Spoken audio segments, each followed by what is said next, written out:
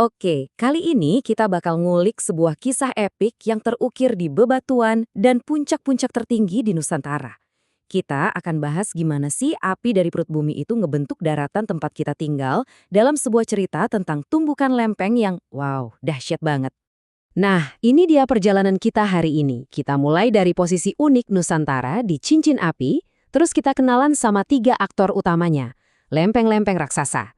Setelah itu, kita lihat gimana pertemuan mereka melahirkan barisan pegunungan, dan terakhir, kita bedah 2 sisi mata uang dari semua ini.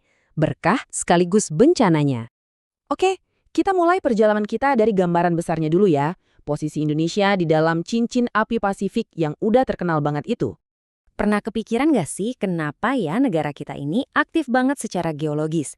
Kenapa kita hidup dikelilingi begitu banyak gunung berapi dan sering banget ngerasain gempa? Nah, ini dia pertanyaan besar yang bakal kita coba jawab bareng-bareng. Jawabannya, itu nggak kelihatan di permukaan loh. Jawabannya ada jauh di dalam perut bumi, tempat para raksasa terus bergerak, ngebentuk dan ngubah dunia kita tanpa kita sadari. Dan ini ngebawa kita ke bagian kedua. Para raksasa itu sendiri, inilah inti dari semua aktivitas geologis di Nusantara. Yap, semuanya itu bermuara ke angka ini, 3. Cuma 3 pemain utama yang seolah-olah jadi sutradara dari semua drama geologis di kepulauan kita. Nah, ini dia mereka, lempeng Eurasia, lempeng Indo-Australia, sama lempeng Pasifik. Dan Indonesia itu ada persis di persimpangan ketiganya. Coba deh bayangin, tekanan yang terjadi di pertemuan 3 kekuatan raksasa ini pasti luar biasa banget kan? Istilah tumbukan lempeng mungkin kedengarannya simpel ya, tapi prosesnya itu benar-benar kuat. Jadi, pas lempeng-lempeng ini berinteraksi, entah itu saling dorong atau salah satunya nyelip ke bawah yang lain, energi yang dilepasin itu gede banget. Saking gedenya, bisa bikin gempa bumi dan ngangkat daratan sampai jadi gunung. Terus, gimana persisnya tumbukan ini bisa menciptakan pemandangan yang kita kenal sekarang? Yuk kita lihat proses lahirnya barisan pegunungan di Indonesia. Coba bayangin, mobil tabrakan tapi dalam gerak super lambat. Besinya bakal melipat dan mengerut ke atas kan? Nah, kurang lebih kayak gitu juga yang terjadi sama kerak bumi. Pas lempeng-lempeng ini tabrakan, daratan di atasnya itu jadi mengerut, terlipat, dan naik, terus ngebentuk 2 jalur pegunungan yang super megah. Hasilnya adalah 2 jalur pegunungan raksasa. Yang pertama, namanya Sirkum Mediterania. Jalur ini membentang jauh dari Eropa dan Himalaya, terus masuk ke Indonesia lewat bagian barat, kayak Sumatera dan Jawa.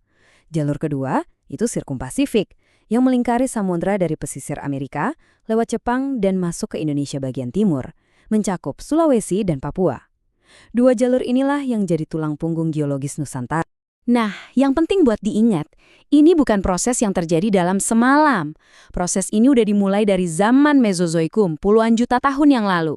Dan prosesnya masih terus berlanjut sampai hari ini. Jadi, gunung-gunung yang kita lihat sekarang itu hasil dari proses jutaan tahun dan masih terus aktif bergerak. Tinggal di atas persimpangan yang super aktif ini tentu ada konsekuensinya. Yuk, kita masuk ke bagian terakhir buat lihat 2 sisi dari realitas geologis Indonesia ini. Jadi, hidup di atas daratan yang dinamis ini ngasih kita tantangan yang luar biasa. Tapi di saat yang bersamaan juga ngebuka peluang yang unik. Ini adalah kisah tentang risiko dan anugerah yang datang sepaket. Oke, kita bahas risikonya dulu ya. Posisi kita ini bikin kita jadi sangat rentan sama gempa bumi dan letusan gunung berapi. Ini adalah kenyataan yang harus kita hadapi. Bisa dibilang inilah harga yang harus dibayar dari dinamika bumi kita. Tapi, di sisi lain, aktivitas geologis yang sama juga ngasih kita anugerah yang nggak ternilai. Proses inilah yang menciptakan topografi yang beragam banget, yang akhirnya mendukung keanekaragaman hayati yang luar biasa kaya. Plus, panas dari dalam bumi ngasih kita potensi energi panas bumi atau geotermal yang sangat besar. Intinya sih begini, karena topografinya jadi beragam, mulai dari dataran tinggi, lembah, sampai pegunungan, Indonesia jadi super kaya akan bentang alam. Dan semua keindahan ini ya warisan langsung dari aktivitas tektonik yang sama yang juga membawa resiko. Jadi, poin krusialnya tuh ini. Api yang sama yang membawa bahaya juga merupakan api yang menempa tanah ini jadi negeri dengan kekayaan yang luar biasa. Bahaya dan anugerah itu datang dari sumber yang sama. Kita udah lihat gimana api dari dalam bumi bisa ngebentuk daratan tempat kita berpijak.